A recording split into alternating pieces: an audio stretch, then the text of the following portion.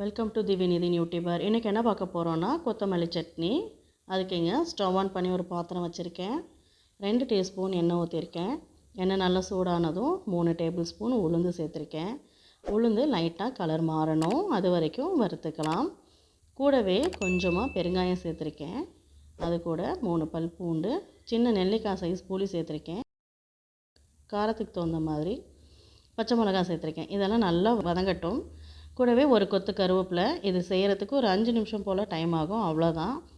கருவேப்பிலை நல்லா பொரிஞ்சதும் க்ளீன் பண்ணி வச்சுருக்கேன் கொத்தமல்லியை 2 கைப்பிடி சேர்த்துருக்கேன். கீழே இருக்க தண்டு பகுதியோடு சேர்த்துட்டு ஹை ஃப்ளேமில் வச்சுட்டு ஒரு நிமிஷம் போல் நல்லா வதக்கிக்கலாம்.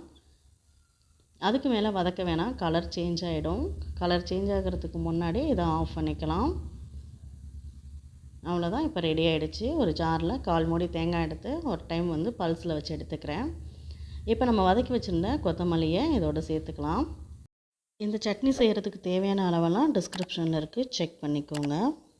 உப்பு சேர்த்து அரைச்சிட்டா அவ்வளோதான், சட்னி ரெடி ஆகிடுச்சு. இது தாளிக்கிறதுக்கு ஒரு இரும்பு கரண்டி வச்சுருக்கேன். 1 டீஸ்பூன் எண்ணெய் ஊற்றிட்டு எண்ணெய் சூடானதும் கொஞ்சமாக கடுகு சேர்த்து தாளித்து ஊற்றியாச்சு.